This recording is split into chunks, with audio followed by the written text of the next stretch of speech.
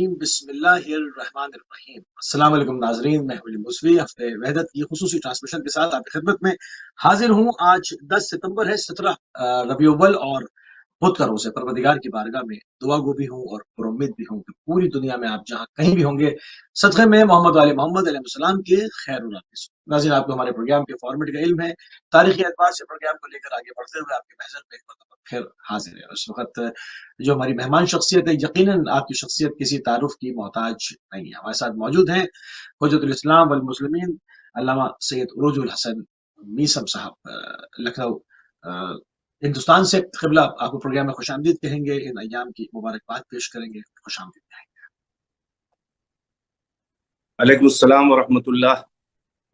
ان مبارک ایام ولادت نورانی بشری حضرت رسالت مآب محمد ابن عبداللہ و آمنہ علیہ السلام کی ولادت باسعادت اور امام جعفر صادق علیہ السلام محیی شریعت مصطفیٰ علیہ وعلیہ آبائہ السلام کی ولادت باسعادت کی مناسبت سے تمام عالم اسلام، عالم تشیع اور تمام مومنین کی خدمت میں تبریک و تہنیت پیش کرتا ہوں۔ جزاک اللہ، جزاک اللہ۔ قبلہ تھوڑی سی تمیدی گفتگو کریں گے کہ رسول اللہ صلی اللہ علیہ وآلہ وسلم کے ایام ہیں اور امام جعفر صادق علیہ السلام کے ایام ہیں۔ رسول اللہ صلی اللہ علیہ وآلہ وسلم کی وجہ مبعث جو معبوث کیا گیا، اس کی وجہ کیا تھی؟ مین جو اس کا ریزن ہے، اس پر روشنی ڈالتے ہیں۔ جی، بسم اللہ الرحمن الرحیم۔ حضرت صلی اللہ علیہ وآلہ وسلم کی بعثت کا مقصد پچھلی آسمانی کتابوں میں بھی حضرت کی آمد اور آپ کی رسالت اور نبوت اور آپ کی تبلیغ اور آپ کے آخری نبی ہونے کا، اللہ کا پیغمبر، آخری پیغمبر ہونے کی بشارت پچھلی کتابوں میں بھی ہے، اور قرآن نے اس کا حوالہ حضرت عیسیٰ کے حوالے سے بھی دیا ہے کہ یہ رسول یاتی من بعدی اسمہ احمد۔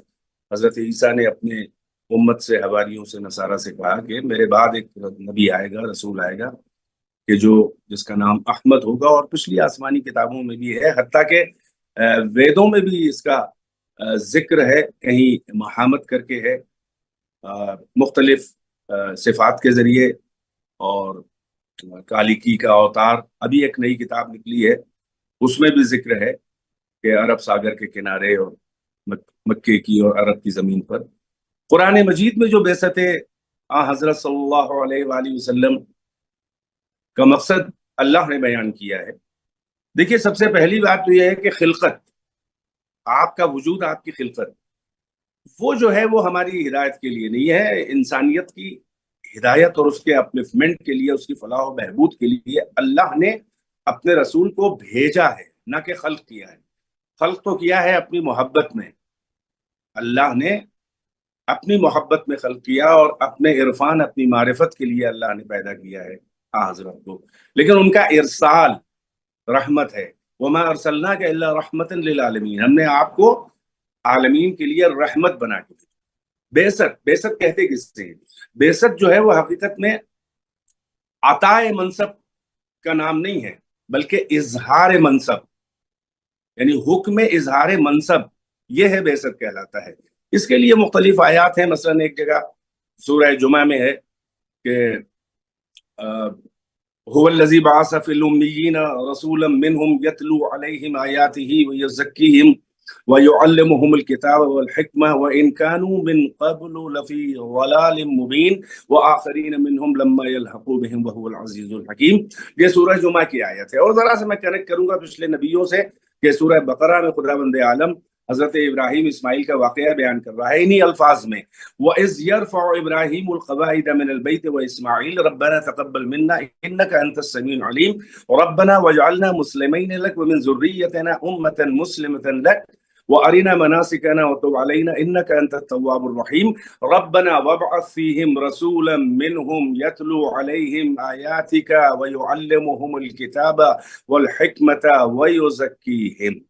ان دونوں آیتوں کا ربط اور بعثت معلوم ہو جائے۔ حضرت ابراہیم اسماعیل، ترجمہ نہیں کروں گا مکمل تاکہ بیان طویل نہ ہو۔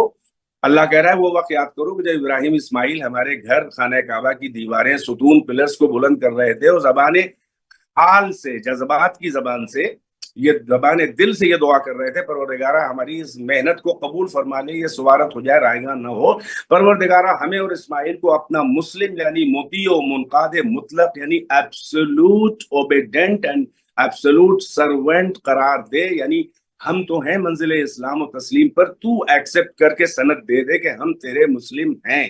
اس کے آگے ابراہیم کی دعا ہے کہ پروردگارہ ہم کو اور اسماعیل کو اپنا ہماری ذریت میں امت مسلمہ بنا دے۔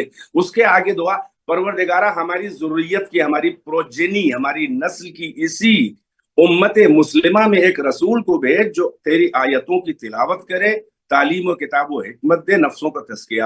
یہ حضرت ابراہیم کی دعا جب قبول ہوئی تو اللہ نے سورہ جمعہ میں جواب دیا ہے۔ سورہ بقرہ میں یہ جو ہم نے آیت پڑھی، ابراہیم کے کیفیات قلبی، واردات قلبی ہے جس کو الفاظ میں وحی بنا کر اللہ نے نازل کیا، مگر سورہ جمعہ میں اللہ کے اپنے الفاظ ہیں کہ هو الذی، ہاں وہ وہی اللہ ہے کہ جس نے امیوں میں ایک رسول کو بھیجا کہ جو آیتوں کی تلاوت، نفسوں کو تزکیہ، تعلیم کتاب و حکمت دیتا ہے۔ اور یہاں سے یہ بھی واضح ہو گیا، سورہ جمعہ میں لفظ امیین ہے اور ابراہیم کی دعا میں میری ذریت کی امت مسلمہ۔ اس کا مطلب امیین کا مطلب جاہل اور مکے والے اور بے سواد اور الٹریٹ اور ناحرف شناس نہیں ہے، بلکہ دعائے ابراہیم میں جو ان کی ذریت کی امت مسلمہ ہے اسی کو اللہ نے امیون کہا ہے۔ تو اب مقصد کیا ہے؟ تعلیم وہ آیتوں کی تلاوت، تزکیہ نفس، لوگوں کو پاک کرنا۔ یہاں سے یہ بھی ظاہر ہے کہ جو کائنات کے انسانوں اور بشریت کو پاک کرنے آیا ہے وہ کہیں سے بھی گناہ اور کسی بھی قسم کی نجاست اس کے قریب نہیں ہو سکتی، جو آیہ تطہیر کا مفاد ہے اور جس کو لوگ ماننے کو تیار نہیں ہے۔ یعنی وہ جو کائنات کے تزکیہ کرنے آیا ہے، کیا وہی پاک نہیں ہوگا گناہوں سے، شرک سے؟ کیا کبھی ایسا ہو سکتا ہے کہ وہ شرک کے عالم میں ہو، کفر کے عالم میں ہو اور بعد میں وہ ایمان لایا ہو؟ جیسا کہ بہت سے لوگوں کا نظریہ ہے حضرت کے بارے میں کہ وہ نہیں جانتے تھے ایمان کیا ہے، کتاب کیا ہے، اور یہ کب کا واقعہ ہے، کیا ہے، اس کی بہت سے تفاصیل ہے۔ بہرحال تو وہ اور تعلیم کتاب و حکمت، جو ساری کائنات کو تعلیم کتاب حکمت یعنی معلم کاروان بشریت ہو، یعلمہم الکتاب والحکمہ، یہ غرض بعثت حضرت صلی اللہ علیہ وآلہ وسلم ہے۔ تو جو اور حضور کی رسالت کے حدود کہاں تک ہیں؟ قرآن کہہ رہا ہے تبارک الذی نزل الفرقان علی عبدہ لیکون للعالمین نذیرا، بابرکت ہے وہ ذات کی جس نے اپنے بندے محمد پر قرآن فرقان نازل کیا تاکہ وہ عالمین، ایک عالم نہیں، ایک عالم یہ جس میں ہم زندگی گزار رہے ہیں آدم سے لے کر اب تک بنی نوح، یہ ایک عالم عالمین ہے۔ اس کے حدود کیا ہیں؟ اللہ جانے۔ بس یوں سمجھ لیں کہ اللہ جہاں جہاں کا رب العالمین ہے، محمد وہاں وہاں کے رحمت للعالمین ہے، اور وہاں وہاں کے معلم اور نذیر و بشور اور رسول ہیں۔ تو جس کی تعلیم کے یعنی جو معلم بن کے، پروفیسر بن کے آیا اللہ کی طرف سے، جس کی تعلیم کے حدود عالمین ہوں، کیا وہ ناحرف شناس، الٹریٹ، معاذ اللہ جاہل، بے سواد ہوگا؟ وہ معلم کاروان بشریت، یعنی یہ کہ ابتدائے بشریت سے انتہائے بشریت تک کوئی بشر بھی محمد سے علم میں اونچا نہیں ہو سکتا، ورنہ محمد معلم نہیں رہ جائیں گے۔ اچھا، تو یہ غرض اور ایک چیز اور کہ جس کا فرض ہی ہے یتلو علیہم آیاتی، اللہ کی آیات کی تلاوت کرے اللہ کی طرف سے، ما ینطق عن الہوی ان هو الا وحی یوحی، یہ قرآن مجید اللہ کی طرف سے تلاوت کرے۔ کیا کبھی وہ خواہشات نفس سے بول سکتا ہے؟ کیا کبھی ایسا بھی ہو سکتا ہے کہ آیت نازل ہو رہی ہو، شیطان اس کی زبان پہ کچھ القاء کرا دے، جیسا کہ بھائیوں کی کتابوں میں ہے کہ سورہ نجم میں جو آیا وہ آیت ہے افرأیتم اللات والعزی ومناۃ الثالثۃ الاخری، یہاں تک کہ سورہ نجم میں ہے، واقعہ مشہور ہے تمام اہل سنت کتابوں میں کہ مشرکین گھیرے ہوئے تھے، یہ باہر گھر کے تھے آپ، اور وہی نازل ہوئی، آپ نے تلاوت فوراً آپ شروع کر دیتے تھے، فوراً وہی کی تلاوت کرنا جو آتی جاتی تھی آیت، تو وہ سن رہے تھے۔ اب شیطان نے معاذ اللہ شیطان نے آپ کی زبان پر یہ یتلو علیہم آیاتی، بعثت کی غرض بتا رہا ہوں کیوں بھیجا، اس میں ایک سب سے اہم پہلی غرض ہے کہ یتلو علیہم آیاتی۔ اب اس میں واقعات میں لکھا ہے کہ سورہ نجم کی تلاوت یہاں تک جیسے پہنچے کہ افرأیتم اللات والعزی ومناۃ الثالثۃ الاخری، شیطان نے آپ کے زبان پہ جاری کرا دیا تلک الغرانیق العلا وان شفاعتهم لترجا، یعنی یہ لات و عزا، لات و منات و عزا، یہ لمبی لمبی گردن والے خوبصورت جوان ہیں، اور امید ہے کہ محشر میں قیامت میں ان کی شفاعت قبول ہوگی، اللہ شفاعت قبول کرے گا۔ مشرکین یہ سوچ کر کہ یہ تو ہمارے راستے پہ آ گئے، یہی تو ہم بھی کہہ رہے تھے، اللہ سے انکار تھوڑی نہ کر رہے تھے، ہم تو بتوں کی پرستش کرتے تھے، اور کیا کہ من نعبدہم الا لیقربونا الی اللہ زلفی، ہم تو ان بتوں کو سجدہ اور ان کی عبادت صرف اس لیے کرتے ہیں کہ اللہ کی بارگاہ میں ہمارا سبب تقرب بن جائے، زلفی بن جائے، وسیلہ بن جائے، اللہ مان کے نہیں سجدہ کرتے۔ مشرکوں نے کہا یہ تو لائن پہ آ گئے، سب سجدے میں گر گئے، اور بعد میں وحی آئی اللہ کی طرف سے، سرزنش ہوئی، تعبیر ہوئی کہ اے رسول یہ تو شیطان نے جاری کرا دیا تھا، یہ وحی نہیں، یہ وحی ربانی نہیں ہے، القاء شیطانی ہے، یہیں سے 10 ورسز نکلی ہے، انہی کتابوں کی، انہی روایات سے۔ تو جو تعلیم کتاب و حکمت دے وہ جاہل و بے ثبات نہیں ہو سکتا، جو نفسوں کا تزکیہ کرے وہ کبھی کفر و شرک کی آلائش سے ملوث نہیں ہو سکتا، جو آیتوں کی تلاوت کرے کبھی بھی اس کی زبان پہ القاء شیطانی نہیں ہو سکتا۔ یہ غرض بعثت رسول اللہ ہے صلی اللہ علیہ وسلم۔ اچھا، بہت خوبصورت نقطے پہ آپ پہنچ گئے، اور یقیناً یہاں پر جو ہے وہ بات کو روکنا پڑے گا، اور اس پر مزید جو ہے وہ آپ سے آپ کی موجودگی سے استفادہ کرنا پڑے گا۔ اب جس طرح سے آپ نے کہا کہ یہ شیطان کی طرف سے جاری کرانے کی تہمت لگا دی گئی، اور ایسی بے شمار چیزیں ہیں، متعدد چیزیں ہیں، اور وہ بھری پڑی ہوئی ہیں، اور آج بھی جٹائی کے ساتھ ان کو کہا جا رہا ہے کہ یہ صحیحین ہے، اور قرآن کے بعد اگر کوئی کتاب ہے تو وہ یہی ہے، اور اس کے اندر رسالت مآب پہ براہ راست حملے ہیں۔ تو اس زمانے میں یعنی کہ آپ ان چیزوں کو اگر میں اس طرح سے کہوں کہ گزشتہ امتوں کی روش کو اگر دیکھا جائے تو نئی کتاب کیوں آتی تھی، دوبارہ کتاب نازل کرنے کی خدا کو ضرورت کیوں پڑتی تھی کہ اس میں امنڈمنٹ کرتے تھے، اس میں نبیوں پر بہتان باندھتے تھے، اور یہ ہوتا رہا، اسی طرح یہ چوتھی کتاب قرار پائی۔ تو کیا یہ وہ روش، سیم روش اٹھا کر ادھر امپلیمنٹ نہیں ہوئی ہے؟ نہیں ہوئی، لیکن ایک فرق ہے، جی 4 کتابیں ہی نہیں ہیں، صحیفے بھی ہیں، حضرت آدم کے صحیفے، حضرت ہیبت اللہ شیس ان کے بیٹے کے صحیفے، حضرت ادریس کے صحیفے، حضرت نوح کے صحیفے، تمام انبیاء کے پاس صحیح، حضرت اسماعیل اور ابراہیم کے صحیفے، صحف ابراہیم و موسیٰ قرآن میں نزل ہے۔ ہاں، اور قرآن کہہ رہا ہے یہ پچھلے صحفوں میں بھی یہ چیزیں ہیں جو ہم، تو ان سب باتوں سے سمجھ، اور 4 کتابیں موٹی موٹی ہیں کہ تورات ہے، انجیل ہے، زبور ہے، قرآن ہے، ٹھیک ہے، لیکن قرآن میں ذکر ہے کہ پچھلے صحیفوں میں جو بنیادی تعلیمات تھیں وہی قرآن میں بھی ہیں، اور کچھ اضافہ ہے۔ اب اس کی شریعت دیکھیں، دین تبدیل نہیں ہوا ہے، دین میں امینڈمنٹ نہیں ہوا ہے، دین کے بنیادی اصول جو آدم کے زمانے میں تھے وہی خاتم کے زمانے میں، وہی صبح قیامت تک رہیں گے۔ موٹے 3 اصول کیا ہیں؟ توحید، عقیدہ وحدانیت یعنی مونوتھیزم، یونٹی آف گاڈ، دوسرا پروفیٹ ہوڈ یعنی بندوں، خالق اور مخلوق کے درمیان کوئی واسطہ، وسیلہ فیض، وسیلہ ہدایت، کیونکہ اللہ تو شکل بشری میں آنے والا نہیں، تو اس نے سفرا جو ہیں وہ منتخب کیے، مصطفیٰ بندے، مرتضی بندے، مجتبی بندے، سب قرآن میں موجود ہے، آدم سے لے کر خاتم۔ 3 چیزیں، توحید کا عقیدہ، رسالت کا جو خود ہر نبی اپنے زمانے کا رسول ہے یا نبی ہے کم سے کم، اور عقیدہ معاد اور قیامت، دا ڈے آف ریسرکشن، یوم جزا، روز جزا، اچھے کو اچھا برے کو برا بدلہ دینے کا دن۔ تو یہ تو بنیادی عقیدے ہیں، اس میں کوئی امنڈمنٹ نہیں ہوا ہے آدم سے لے کر خاتم تک۔ کیا کیا؟ اللہ کی عبادت، طاغوت سے اجتناب۔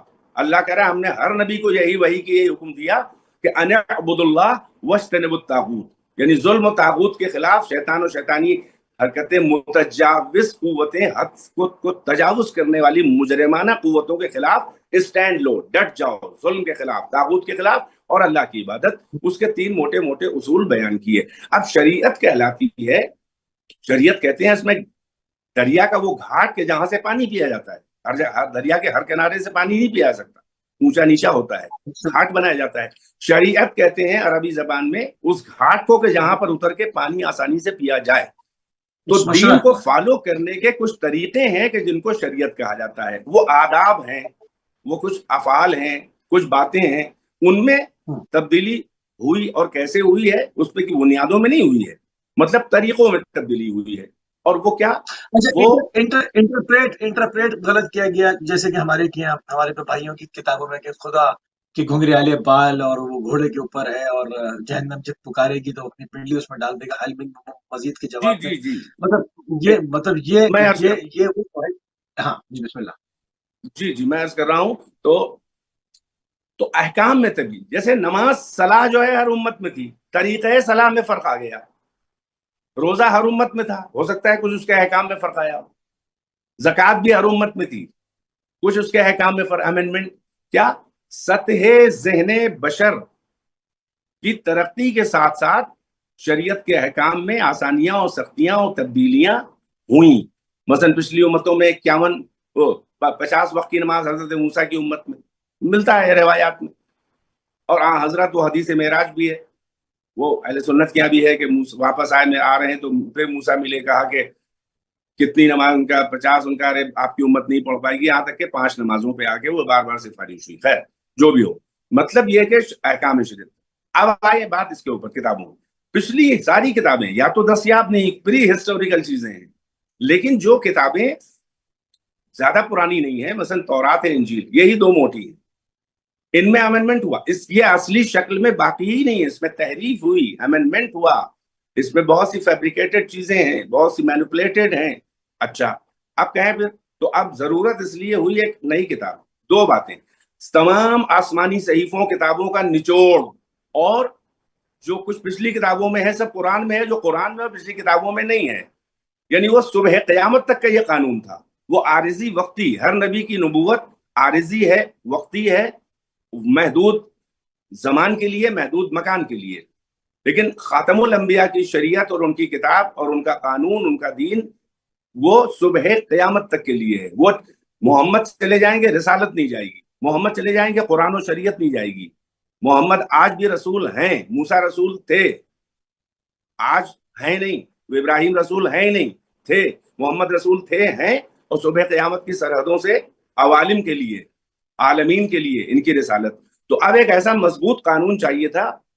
اچھا پھر اس پہ ذمہ داری بھی اللہ نے لی کہ آخری قانون یہی ہے، وَإِنَّا نَحْنُ نَزَّلْنَا الذِّكْرَ وَإِنَّا لَهُ لَحَافِظُونَ. ہم نے یہ ذکر یعنی قرآن کو نازل کیا، ہم اس کی حفاظت کریں گے. اللہ نے ذمہ داری. چنانچہ آپ دیکھیں کوئی کتاب بھی اپنی صحیح شکل میں موجود نہیں ہے، خود ان کے پاس، اہل کتاب کے پاس موجود نہیں ہے. یہ اولڈ ٹیسٹامنٹ، یہ نیو ٹیسٹامنٹ، تو یہ تو انگلش میں ہے بھائی، وہ تو ہیبریو میں نازل ہوئی تھی. ہمیں عبرانی میں اصلی کتاب دکھائیں. قرآن کہہ بھی رہا ہے ان کی غلطیاں، یحرفون الکلم عن مواضعہ.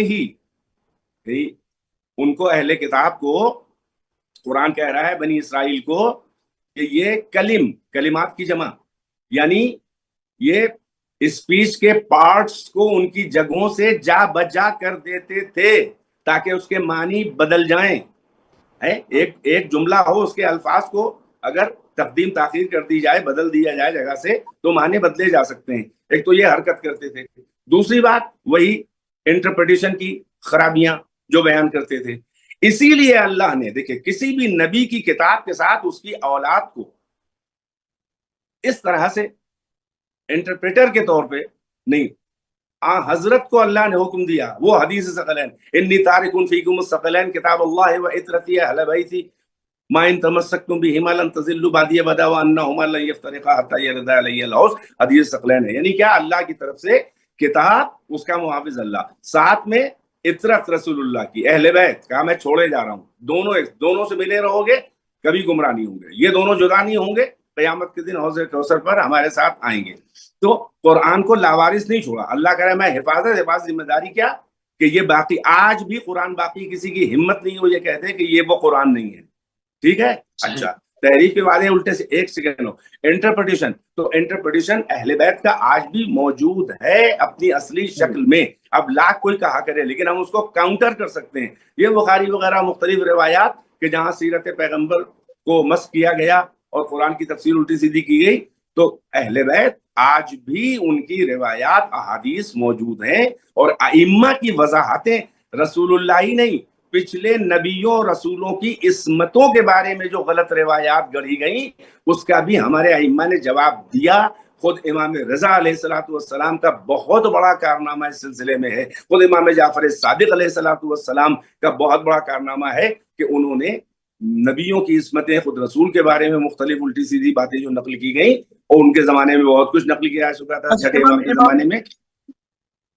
امام جعفر جی صادق علیہ السلام کے اوپر آتا ہوں، یقیناً چونکہ جشن صادقین منا رہے ہیں، دونوں سیرتوں کے اوپر ذکر کر رہے ہیں، حالانکہ وہ سیرت ایک ہی ہے جو کنٹینیو ہو رہی ہے۔ بہرحال امام کے اوپر آتا ہوں، ایک چیز تھوڑی سی یہاں پر رک کے ایک سوال آپ کے محضر میں اور کرنا چاہوں گا قبلہ، کہ اب یہ تمام چیزیں چونکہ انٹرنیٹ کا دور ہے، وہ دور نہیں ہے کہ آپ کسب علم کے لیے سفر کریں اور جا کر کسی کے یہاں قیام کریں اور وہاں پر جو ہے وہ قلم اس کے ہاتھ سے لکھیں اور اس کے بعد واپس پلٹیں۔ اس قدر شدید محنت اب وہ زمانہ نہیں ہے، اب تو تمام چیزیں جو ہے وہ PDF کے اوپر ایک سنگل کلک کے اوپر ڈاؤن لوڈ کر سکتے ہیں، پڑھتے ہیں اور لوگ دیکھ رہے ہیں، سب پڑھ رہے ہیں، اس پہ آوازیں بلند بھی ہو رہی ہیں۔ تو یہ جتنی بھی رسالت مآب صلی اللہ علیہ وآلہ وسلم کی جو سیرت کے منافی چیزیں ہیں، جو کہ کہیں سے بھی نہیں ہے، نہ نص قرآنی سے ثابت ہے، کسی چیز سے بھی ثابت نہیں ہے، قرآن جو ہے وہ جن چیزوں پر ان کی گواہی دے رہا ہے اس کے بالکل اپوزٹ جو ہے وہ چیزیں درج کی گئی، تو ملت اسلامیہ کی کتابیں ان تمام خرافات سے کب پاک ہوں گی؟ آخر کون اس کا بیڑا اٹھائے گا اور کس طرح سے کیا جائے گا؟ کیونکہ جنہوں نے لکھا انہوں نے لکھا، جو لکھ دیا گیا کیا وہ آیات خداوندی تھوڑی ہے کہ اس میں امینڈمنٹ اس کو ختم نہیں کیا جا سکتا۔ جو چیز رسول اللہ کی سیرت کے مخالف ہے، رسول اللہ کی سیرت نہیں ہے، ثابت نہیں ہے اور ان کے نام سے لکھی گئی، چونکہ رسول اللہ کے بعد 25 سال حدیث بیان کرنے پر پابندی ہوئی اور اس کے بعد جن لوگوں نے تفاسیر بیان کی وہ غیر مسلم تھے اور مشیر رہے خلفاء کے دور میں، یہ سب کو معلوم ہے۔ اب اس کا بیڑا کون اٹھائے گا؟ کیونکہ اس سے تو لوگوں کو اسلام میں آنے کا دروازہ رک رہا ہے، لوگ جب پڑھتے ہیں تو وہ الٹے پیروں واپس ہو جاتے ہیں۔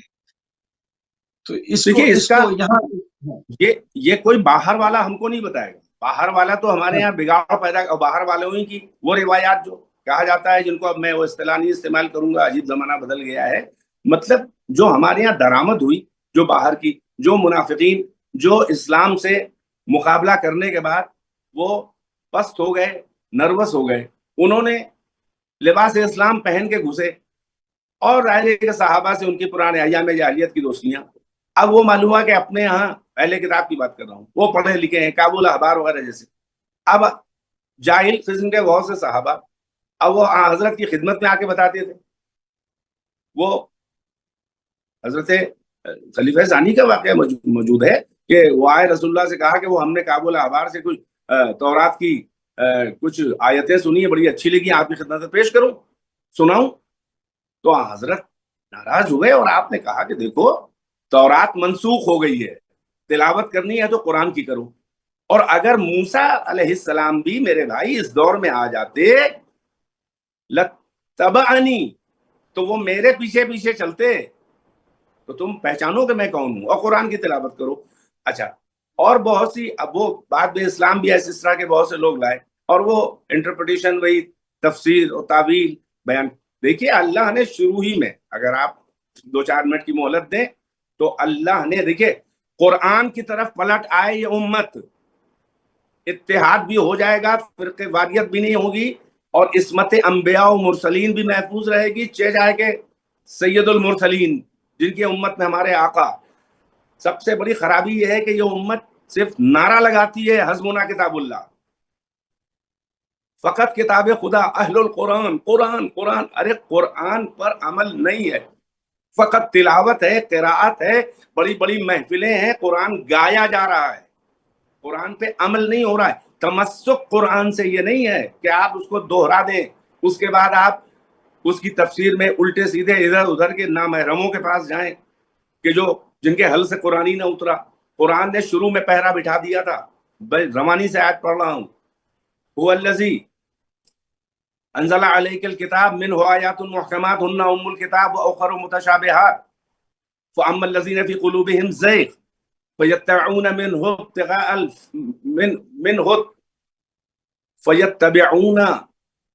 منہ ما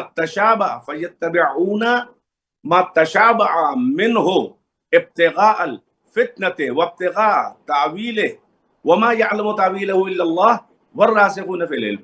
اللہ کہہ رہا ہے یہ وہ اللہ ہے جس نے آپ پہ کتاب نازل کی، ان میں کچھ آیتیں جو ہیں وہ محکمات ہیں، مضبوط، جن کے واضح بالکل سامنے کے معنی ہیں، جو بھی سنے گا ایک ہی معنی سمجھے گا، اور یہی تھوڑی سی ہیں ہن ام الکتاب، یہ کتاب کی روٹ ہیں، یہ جڑ ہیں، یہ ام الکتاب ہیں۔ دوسرا میجر پورشن، مائنر پورشن تو ام الکتاب ہے جو آیات محکمات، میجر پورشن کیا ہے؟ متشابہات، جن میں ایک ہی لفظ کے کئی معنی، ایک آیت ایک جملے کے کئی معنی نکل سکتے ہیں۔ اب اللہ کہہ رہا ہے کہ فَأَمَّا الَّذِينَ فِي قُلُوبِهِمْ، سے جن کے دلوں میں کجی ہے، ٹیڑھے ہیں جن کے دل، یہ کفر سے، انکار سے ایک کنایا ہے، اشارہ ہے، دل کی کجی ہے، اللہ کہتا ہے یہ کفر ہوتا ہے، یہ بغاوت ہوتی ہے، انکار ہوتا ہے۔ وَأَمَّا الَّذِينَ فِي قُلُوبِهِمْ زَيْغٌ فَيَتَّبِعُونَ مَا تَشَابَهَ مِنْهُ، تو جو یہ لوگ محکم آیتوں سے فرار کرتے ہیں کہ اپنے مطلب نہیں نکال پائیں گے اس سے، کیونکہ کھلی ہوئی ہیں، دوسرا انکار کر دے گا کہ تم غلط کہہ رہے ہو، اس کے معنی تو یہ ہیں۔ اتباع کرتے ہیں کس کا؟ متشابہ آیتیں، جن کے گنجلک معنی ہوں، کئی مبہم معنی ہوں، جس میں اشتباہ ہو سکے۔ کیوں؟ اللہ مقصد رہا ہے ابتغاء الفتنہ، تاکہ یہ فتنہ برپا کریں، وابتغاء التاویل، تاکہ اپنے مطلب کے اس کے معنی پنہائیں اور اپنی مراد، یعنی کلام اللہ کا اور مقصد ہمارا۔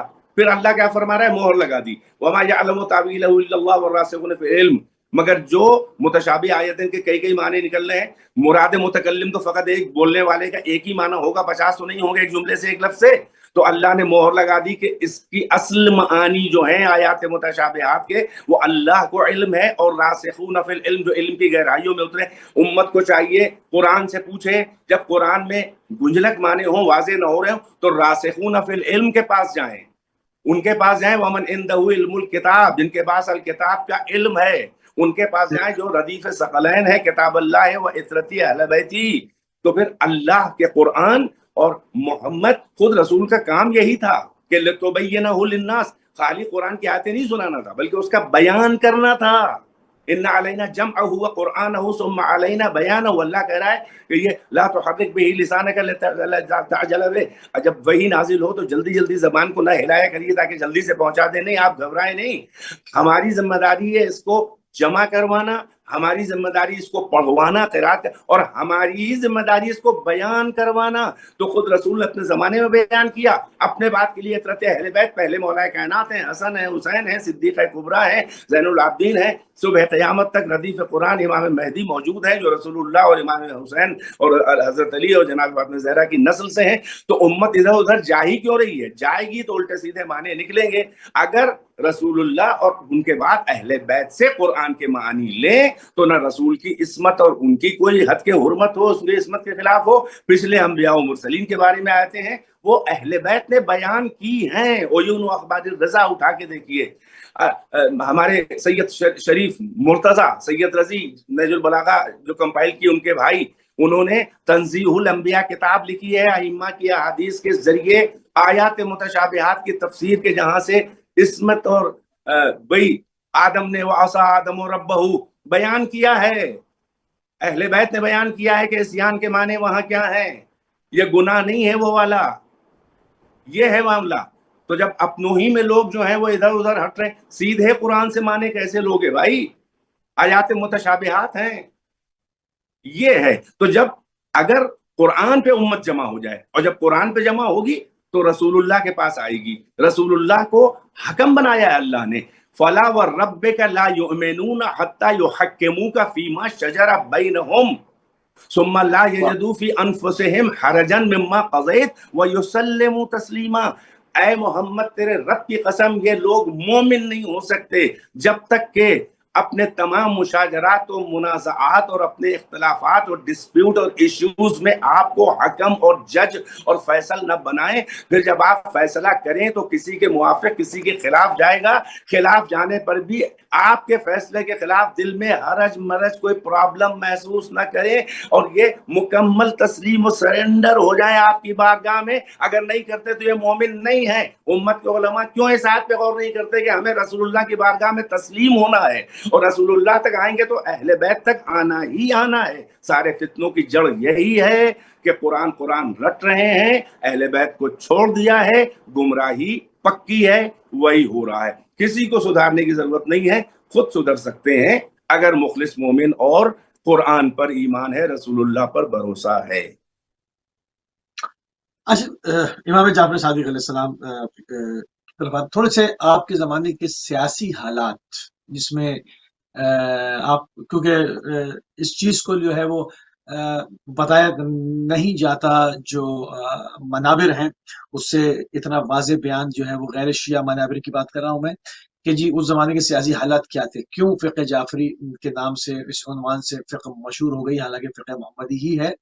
اس زمانے کے سیاسی حالات کو جاننا ضروری ہے کہ جب بنی امیہ اور بنی عباس کا نیزہ ٹکرا گیا اور امام جعفر صادق علیہ السلام کو کام کرنے کا موقع مل گیا، اس پر ذرا سیاسی حالات میں تھوڑی سی روشنی ڈالنا۔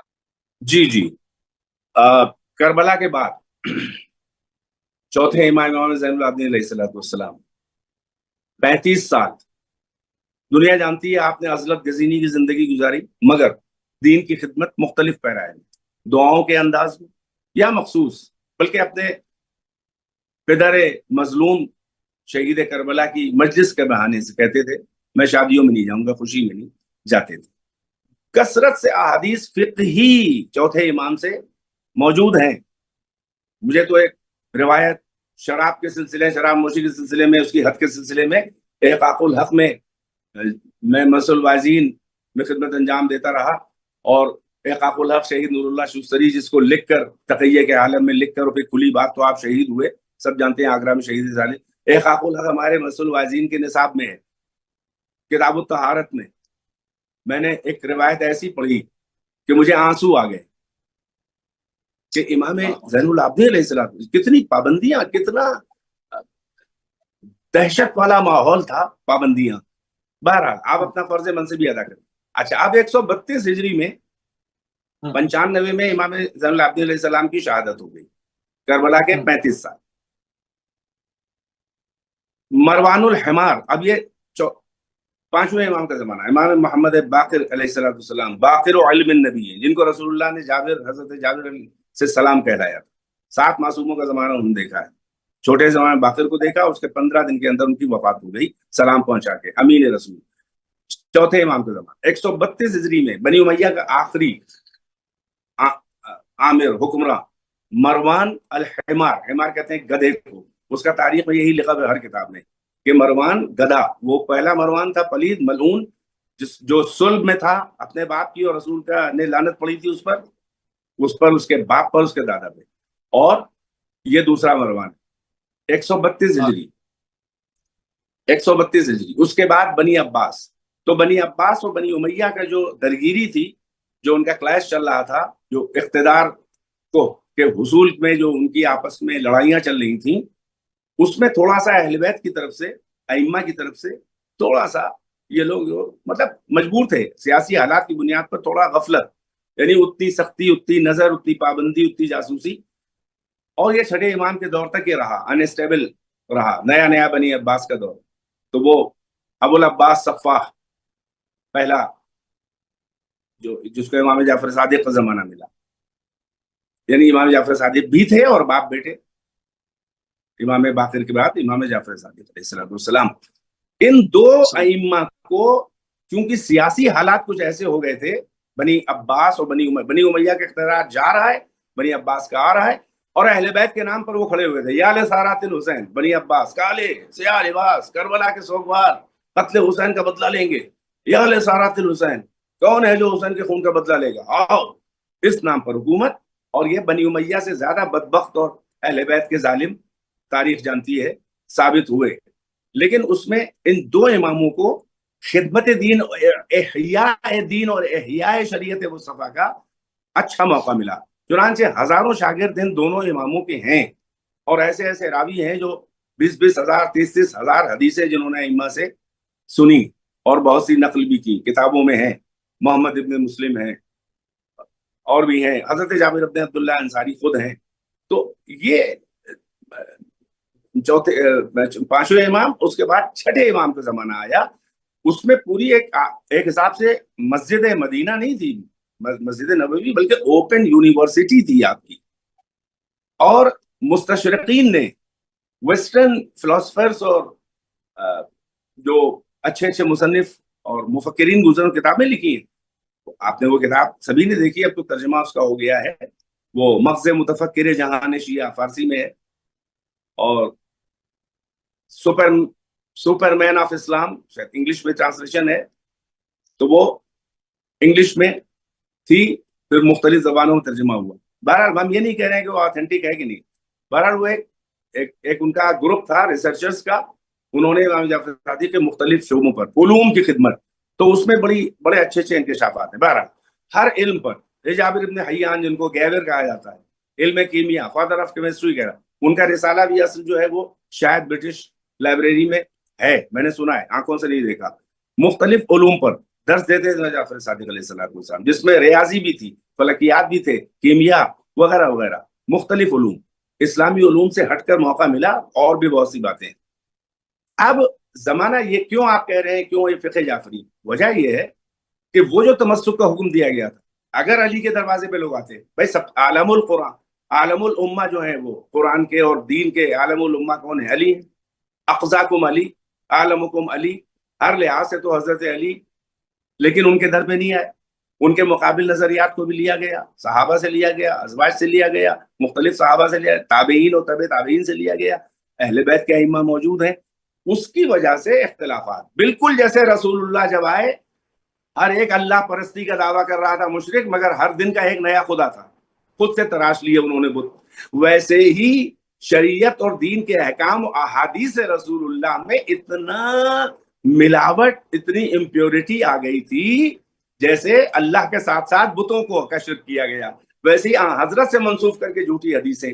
تو جو حضرت نے کیا کہ بتوں کو باطل ثابت کر کے وحدہ لا شریک کا کلمہ پڑھوایا، ویسے ہی جعفر صادق علیہ السلام نے احادیث نبویہ کے جو گڑے ہوئے تراشے ہوئے بت تھے ان کو جو ہے باطل قرار دے کے بتایا کہ رسول اللہ کا قول کیا ہے، اور یہ کہہ دیا کہ میرا قول میرے باپ کا قول، میرے باپ کا قول میرے دادا کا قول، میرے دادا کا قول حسین کا قول، حسین کا قول امیر المومنین کا قول، ان کا قول رسول اللہ. یعنی جو بھی میں کہہ رہا ہوں، چاہے میں یہ نہ کہوں کہ میں نے ان سے سنا، باپ سے سنا، اپنے باقر سے، انہوں نے جنرل العابدین حسین، انہوں نے علی، انہوں نے رسول اللہ، نہیں، جو میں کہہ رہا ہوں وہ حدیث و جدی رسول اللہ. ہماری ہر بات ہمیں جد رسول اللہ کی بات ہے، یہ بتانے کے لیے کہ دیکھو ہم ہی جو ہے وہ علم خدا کا مخزن ہے، ہم ہی وارث قرآن ہیں، ہم ہی وارث علم رسول اللہ، وارث علم نبوت ہیں، ہم امام ہیں، ہمارا کام ہے محافظت کرنا، حفاظت کرنا دین کی بقا، اور جھوٹے اور سچے کو اور گڑھے ہوئے کو اور جو اصل ہے دین اس کو بیان کرنا.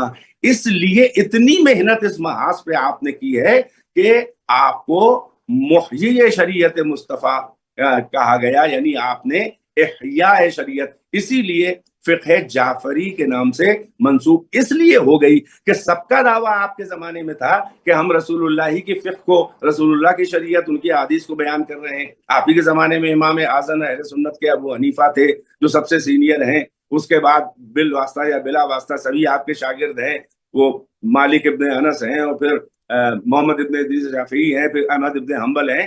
سب اگر واسطوں سے دیکھا جائے تو سب کو دعویٰ ہے کہ ہم جعفر صادق کے شاگرد ہیں اپنے استادوں کے واسطے سے ہی. اور وہ حنیفہ تو خود کہتے ہیں لولا سنتان لہلک النعمان، اگر وہ دن جو 2 سال جو جعفر صادق کی خدمت میں ہم نے علم حاصل کیا، بھیک لی ان سے علم کی ہدایت کی، اگر وہ نہ ہوتے تو نعمان، ان کا نعمان ابن ثابت انصاری، ان کا اصل نعمان نام تھا ابو حنیفہ کا، میں ہلاک ہو جاتا اگر وہ 2 سال نہ ہوتے. تو سوال یہ ہے کہ جب استاد کی فقہ موجود ہے تو شاگرد کو الگ سے دکانیں کھولنے کی ضرورت کیا ہے؟ اور جب امام جعفر صادق کے زمانے ہی میں ایک جملہ پورا کر دوں، امام جعفر صادق کے زمانے ہی میں جب الگ الگ سے فقہیں رسول اللہ سے منسوب کی جا رہی ہیں تو پھر آپ کو بیان کرنا پڑا کہ کون اصل رسول کی حدیثیں ہیں اور کون بنائی ہوئی حدیثیں ہیں. اس لیے یہ فقہ جعفری اس دور کے لحاظ سے منسوب ہو گئی. اچھا، جو شاگردان آپ نے بیان کیے، امام اعظم کا بھی نام کہہ کر ان کو کال کی جاتی ہے، یعنی کہ ان کو پکارا جاتا ہے عرفیت میں. کہنے کا مقصد ہے کہ آیا انہوں نے لوگوں کو اپنی طرف دعوت دی، یا لوگوں نے اہل بیت سے، چونکہ عناد ہے، بدر کی آگ روشن ہے، انہوں نے کہا کہ نہیں، امام جعفر صادق علیہ السلام سے تو ڈائریکٹ لیں گے نہیں، تو کسی اور کے کندھے پر جو ہے وہ رکھا جائے معاملہ. تو انہوں نے ان کی طرف عوام نے رجوع کیا. یا انہوں نے خود کیا یا حکومتوں نے کرایا؟ اصل اسٹوری ہے کیا؟ دونوں طرح کی باتیں ہیں، کوئی معصوم نہیں ہے. یہ ہوا و ہوس، یہ ہوس نفسانی خواہشات، ڈیزائر. اچھے اچھے لوگوں کو دیکھا، یہ حب جاہ، یہ طلب عزت، جاہ طلبی. دیکھیے ایک زمانہ ہوتا ہے انسان عزت کو بیچ کے مال کماتا ہے، پھر جب مال بہت ہو جاتا ہے تو اسی حرام کے مال کو خرچ کر کے جھوٹی عزت کماتا ہے. اب بنی امیہ ہوں کہ بنی عباس ہوں، یہ اہل بیت کے مرکز کو تسلیم ہی نہیں کر سکتے. ان کی سیاسی مجبوری تھی. بالکل وہی رسول کے بعد 25 سال میں اگر زبان پہ تو آ گیا، علی نہ ہوتے تو ہلاک ہو جاتے. عرب کی عورتیں عاجز ہیں علی کے جیسے کو، ہے نا، لولا علی لا ہلاک ہوں، ان کا جملہ ہے، اعتراف ہے ان کا. لا ابقان اللہ لمقبلۃ لیس لها ابو الحسن، اللہ کسی ایسی مشکل کے لیے مجھے زندہ نہ رکھے کہ جس کے مشکل کشا علی نہ ہو، علی موجود نہ ہو، ابو الحسن. عجزت النساء ان تلدن مثل علی ابن ابی طالب، عورتیں عاجز ہیں کہ علی کے جیسا بچہ پیدا کریں. سب کچھ ہے. حضرت ثانی خلیفہ ثانی کا فتویٰ تھا، حکم تھا، مسجد میں اس وقت تک کوئی فتویٰ نہ دے، بولے نہیں، دین کی بات نہ کرے اگر علی موجود ہو. موجود ہے، لیکن وہ معاملہ نیا سارے صحابہ سنے تھے علی کی. چلو ان کو ایک سیاسی معاملہ یہ تھا کہ بھائی خلافت رسول کسی کو بنا نہیں گیا، اللہ رسول نے اپوائنٹ نہیں کیا، اور یہاں پر تو امت کے حوالے کر دیا، اور امت کا اجماع فلاں فلاں، اور سیاسی بصیرت تو یہ وہ صدر. باقی روحانی مسلک کے وارث تو علی ہیں، اور یہ ہیں وہ ہیں، علی ہی علم و فلاں فلاں فلاں. ہم خود دیکھو ان سے پوچھتے ہیں، مشورے لیتے ہیں، وہ سب. لیکن اب یہ زمانہ گیا، بنی امیہ یہ کھل کے سامنے آئے. حضرت تیسرے خلیفہ پھر وہ مروان، سارا پاور، چچیرا بھائی، داماد، ایک نمبر کا خبیث ملعون. پھر اس کا سلسلہ اسی کی اولاد میں آگے. ان کو اتنا بھی پاس و لحاظ نہ تھا کہ جھوٹ موٹ صحیح ہے، ارے تھوڑا سا صحیح، اعتراف، علم کا اعتراف کر لیں، سیاست و خلافت نہ صحیح. اب یہ تھا کہ اگر بنی امیہ اور بنی عباس کے ساتھ اور پرابلم، بنی امیہ اگر تسلیم کریں تو لوگ کہیں گے سب کچھ وہ ہیں، تم یہاں کیوں بیٹھے ہو. بنی عباس کے ساتھ اور پرابلم، وہ چچیرے کی اولاد ہیں، رسول اللہ حضرت علی کے چچیرے حضرت عباس بن عبد المطلب کی اولاد ہیں، وہ عبداللہ ابن عباس و عبید اللہ ابن عباس کی اولاد ہیں. ان کے ساتھ اور مشکل ہے. انہی بنی ہاشم کے نام پہ کھڑے ہوئے، اولاد علی کے نام پہ کھڑے ہوئے، کربلا کے نام پہ کھڑے ہوئے، رشتہ دار ہیں. اب اگر وہ کہیں تسلیم کرنے لگے تو مصیبت یہ ہوگی کہ لوگ کہیں گے بھائی انہی کو جگہ دو. چنانچہ فقہ تو وہ چاہیے تھی قرآن سے منسوب ہو، رسول اللہ سے منسوب ہو، لہذا انہوں نے اسپانسر کیا اہل بیت کے مقابل. اس لیے چاہے وہ خود سے نہ بھی آئے ہوں مگر اسپانسر کیا. اگر خود سے ابتدا نہیں کی، لیکن یہاں پر جرم ہے کہ اہل بیت کے ائمہ جو مجتہد نہیں تھے، جو محقق نہیں تھے، جو مستنبط، یعنی میرا مطلب یہ ہے کہ جو بمعنی عام اجتہاد و تحقیق، جس میں مختی بھی ہوتا ہے، مجتہد مصیب بھی ہوتا ہے، حکم واقعی کو پا بھی سکتا ہے، ہو سکتا ہے نہ بھی پائے، جس کے لیے مصیب ہے. اگر صحیح حکم خدا واقع تک پہنچ گیا تو اس کو دوہرا اجر ہوگا. ایک یہ کہ صحیح پہنچنے کا انعام، ایک اس کی محنت، اور اگر وہ خطا پر بھی ہے واقع کے خلاف لیکن مخلصانہ تلاش کی تو اس کو کم سے کم محنت کا ایک اجر ملے گا، مختی کو بھی ملے گا. تو یہ ائمہ اہل بیت، امام باقر، امام جعفر صادق، امام موسیٰ کاظم، امام علی رضا، یہ مجتہد نہیں ہیں، یہ علم خدا کا مخزن اور مشیت خدا کا برتن ہے، یہ احد الثقلین ہے. یہ قرآن کی طرح جو ہیں وہ محفوظ عن الخطأ والنسیان ہے، محفوظ عن الصغیرۃ والکبیرہ ہیں، یہ معصوم ہیں. قرآن میں کوئی غلطی نہیں ہے، ردیف قرآن احد الثقلین میں کوئی خطا، کوئی غلطی نہیں. یہی تو عصمت کا مرتبہ ہے. اس کی بھی حفاظت کی ذمہ داری اللہ نے لی. آیہ تطہیر میں ان کی عصمت کی ذمہ داری اللہ نے لی ہے. ان کے ہوتے ہوئے کوئی کتنا بھی اسپانسر کر رہا ہو، کاہے کے لیے آپ امام جعفر صادق کے مقابل کھڑے ہوئے، چاہے امام اعظم ہوں؟ آپ خود کہتے کہ یہ مجھ سے نہ ہوگا. آخر میں جان کا خطرہ ہے تو لے لو نا. انبیاء و مرسلین کی، اہل بیت کی سیرت کہاں گئی؟ کربلا کی سیرت کہاں گئی؟ لے لو نا. اللہ کی خاطر امر ہو جاؤ، گلا کٹوا لو، شہید ہو جاؤ. آج نام ہوتا تو میرا مطلب یہ ہے کہ اگر ایک تو یہ کہ خواہش ہوتی ہے کہ مجھے بھی کچھ مانا جائے، اچھا ٹھیک ہے، دبی ہوئی خواہش ہے، آپ دبائے رہے، لیکن حکومت نے اسپانسر کیا.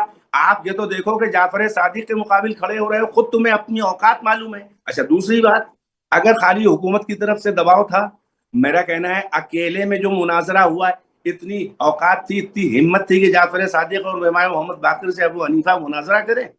امام جعفر صادق سے عمر میں بڑے تھے، وہ 5ویں امام سے بھی انہوں نے حاصل کیا علم، اور 6ٹھے امام کی مجلس میں بھی بیٹھتے تھے. یہ ہے عمر میں بڑے تھے. ان سے آپ گفتگو قیاس پر کیوں امام جعفر صادق کو ان کو پھٹکارنا پڑا کہ یہ اول من قاس ہوا ابلیس. آپ نے نصیحت کیا ہے ابو حنیفہ، سب سے پہلے جس نے قیاس کیا وہ ابلیس تھا. لا تقس فی دین اللہ، دین خدا میں کہا ان دین اللہ لا یصاب بالعقول، تمہاری جیسی عام عقلوں سے دین خدا نہیں سمجھا جا سکتا. یہ کیوں نصیحت کرنی پڑ رہی ہے؟ اکیلے میں بیٹھ کے کر رہے ہیں. حکومت کا دباؤ تو اکیلے میں تو ہاتھ جوڑ کے کہتے ہیں کہ حضور میری جان گردن کٹ جائے گی، کیا کروں؟ ایک جملہ دکھائیے. بلکہ آپ الگ سے دکان کھولیں، الگ سے طریقہ. اسی میں امام صادق نے کئی بار ان کو پکڑا. ایک بار ان سے پوچھا بتاؤ پیشاب زیادہ نجس ہے کہ منی؟ ان کا ظاہر ہے منی. وہ پیشاب بول نجس ہے، منی کے مقابل زیادہ نجس ہے. تو آپ نے کہا تو بول نکل جائے تو وضو، چھوٹی طہارت، وہ حد سے اصغر کہلاتا ہے. منی حد سے اکبر کہلاتا ہے، اس میں غسل ہے. جبکہ تمہارے بقول پیشاب زیادہ نجس ہے، تو پھر جو زیادہ نجس ہے اس کی طہارت زیادہ بڑی ہونی چاہیے تھی. کہیں گے مگر آپ کے جد نے تو یہی فرمایا ہے رسول اللہ. کہیں گے جی میرے جد کو چھوڑو، تم تو قیاس کرتے ہو نا. تمہارے قیاس کے لحاظ سے تو جس کو پیشاب نکل جائے اسے غسل کرنا چاہیے، جسے منی نکل جائے اسے غسل کرنا چاہیے. کہیں گے نہیں مگر آپ کے جد، تو ان کا اسی لیے کہتا ہوں قیاس نہ کرو. پھر آپ نے ایک بار یہ بھی سوال کیا، ایک انگلی کٹ جائے تو کتنی دیت ہے؟ اگر خطا سے کٹ جائے تو دیت جو مانا تو دینا ہی دینا ہے، ورنہ تو قصاص میں تو ایک انگلی کے بدلے ایک انگلی. ان کا نہیں، اگر اس کی دیت جرمانہ ہوگا 10 اونٹ، کہا 2 کٹ جائے، کہا 20 اونٹ، کہا 3 انگلی کٹ جائے، کہا 30 اونٹ، کہا 4 انگلی کٹ جائے اگر، کہا پھر 20 اونٹ. ان کا نہیں، تم اپنے لحاظ سے، اپنے قیاس کے لحاظ سے آگے بڑھو. جب 3 پہ 30 تو 4 پہ 40. ان کا نہیں، مگر آپ کے جد نے تو یہی فرمایا رسول اللہ کی شریعت میں. ان کا تم اپنے قیاس سے بتاؤ. تم تو رسول اللہ کی بہت سی باتیں ہونے کے بعد بھی قیاس کر. کہنے کا مقصد یہ ہے کہ اسپانسر بات کی باتیں ہیں. دل کے اندر خواہشیں تھیں کہ میں بھی مجتہد اعظم کہلاؤں. آج بھی ہوتی ہے بہت سے لوگوں کے، کون سی بڑی بات ہے. خود اپنے شیعوں میں بہت سے ایسے موجود ہیں جن کو بڑا شوق ہے کہ آیت اللہ کہلائیں. چاہے مجلس سننے والے ہی دے دیں ٹائٹل، چاہے دوسرے کیمپ سے کوئی کہہ دے کہ یہ تو آیت اللہ ہونا چاہیے ان کو، اور یہ نہیں کہہ رہے ہو کہ نہیں مجھے نہیں چاہیے. بڑے بے نفس ہو، بڑے متقی پرہیزگار ہو تو کہو کہ نہیں کوئی ضرورت نہیں آپ کی سفارش کی، کوئی ضرورت نہیں ہے. اردو میں مجلس سننے والے مجھے ٹائٹل دیں گے. ٹائٹل وہ دے کہ جس کے پاس آگے ہم نے 20 سال پڑھا ہے، اگر پڑھا ہے، یا ہمارا کام بولے فقہ کے اوپر، اصول کے اوپر.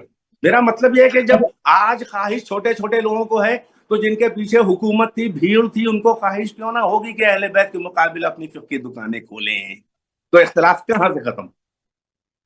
بالکل صحیح. اچھا، امام جعفر صادق علیہ السلام کی سیرت کیا رہی، روش کیا رہی؟ کیونکہ بنو امیہ اور بنی عباس کا نیزہ ٹکرا رہا تھا، ہر طرف خون برس رہا تھا، اور کربلا برپا ہو چکی تھی. اور اس کے بعد کس طرح سے بنو امیہ کے سخت ترین گھٹا ٹوپ اندھیرے سے دین کو نکال کر ائمہ اہل بیت آگے لے کر آئے، جس میں صحیفہ کاملہ، صحیفہ سجادیہ کا علمی خزانہ ہمارے پاس موجود ہے. ان تمام چیزوں سے کے بعد امام جعفر صادق علیہ السلام نے جو روش اختیار کی وہ کیا تھی؟ اس میں روشن ڈالنا قبلہ.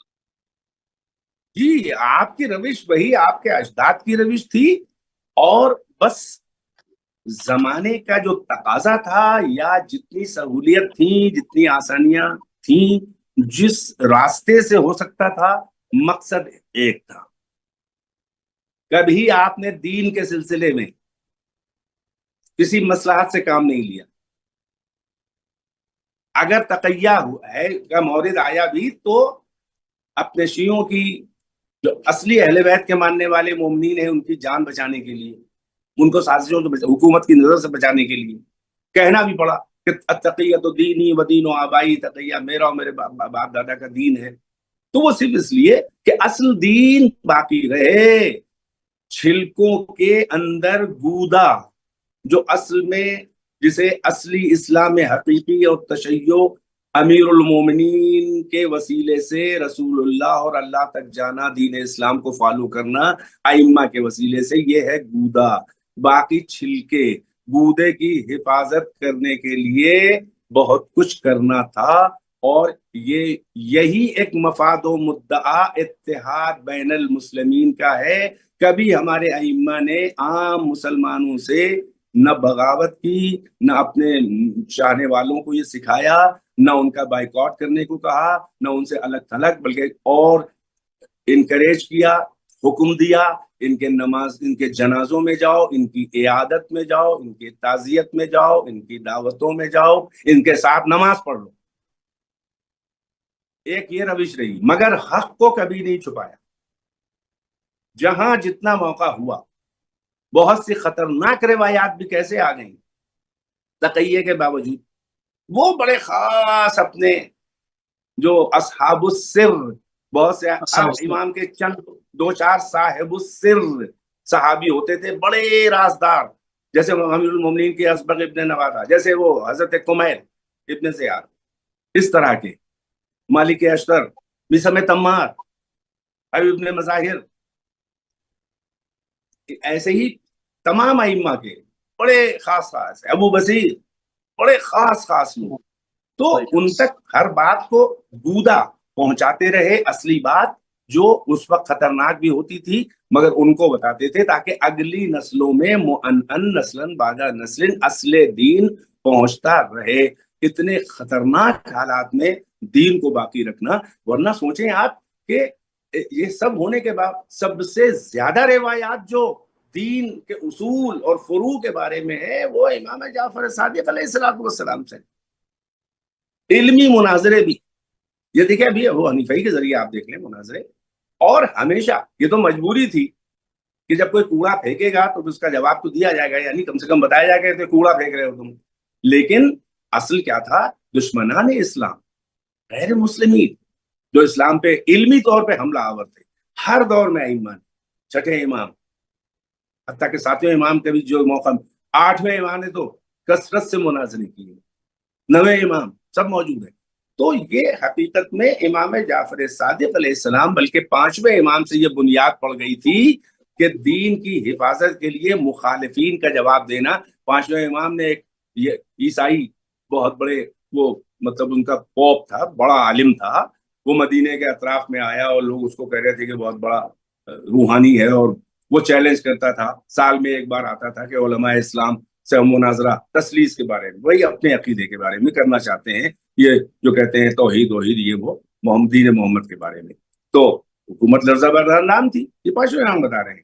آپ عام لباس میں گئے اور اس وقت کا واقعہ رسمی علیہ السلام کے بعد اس نے یہی پوچھا کہ هل انت من الامت المرحومہ، یعنی امت محمد میں سے ہو؟ تو ان کا نعم، پانچویں امام نے فرمایا نعم۔ تو ان کا هل انت من علمائهم، کیا تم ان کے علماء میں سے ہو؟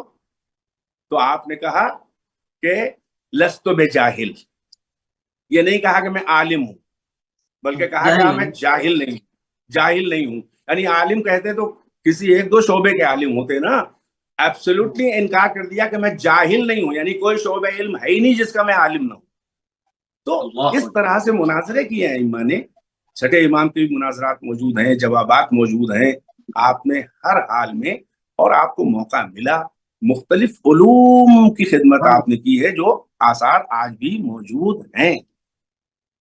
سبحان اللہ، انتہائی مشکور ہیں اور انتہائی ممنون بس ہے۔ ایک جملہ آخر میں اگر اجازت ہو، 1 منٹ کا ایک جملہ دیکھیے، ابھی سید شرف الدین موسوی عاملی، جبل عامل لبنان کے بہت بڑے عالم، جو المراجعات، شیخ کیا بشر کیا نام تھا ان کا، وہ جامعۃ الازہر کے وائس چانسلر شیخ الازہر محمد ابن بشر کر کے کچھ نام تھا یار، المراجعات، جو ان سے خطوط کا مناظرہ ہوا، تبادلہ، اور وہ مذہب اہل بیت نام سے اردو ترجمہ المراجعات عربی میں، آخر میں انہوں نے سرنڈر کیا کہ آپ مذہب حق ہے آپ کا، لیکن اس پر ایک جملہ، اس کے بعد ایک محمود چلتوت تھے جامعۃ الازہر کے شیخ، انہوں نے پہلی بار فتویٰ دیا کہ 4 اہل سنت کی فقہوں کے ساتھ ایک فقہ جعفری بھی جو ہے، جو اپنے اصول و مبانی قرآنی اصولوں پر استوار ہے، اور ان چار کے علاوہ پانچویں فقہ سے بھی اگر کوئی تمسک کرے گا تو اللہ کا تعبد اور بندگی ہو جائے گی،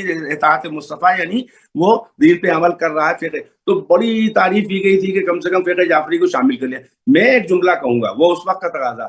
جعفر صادق کی فقہ جو استاد ہے وہ مجتہد نہیں ہے بلکہ اہل بیت میں سے علم خدا کا مخزن.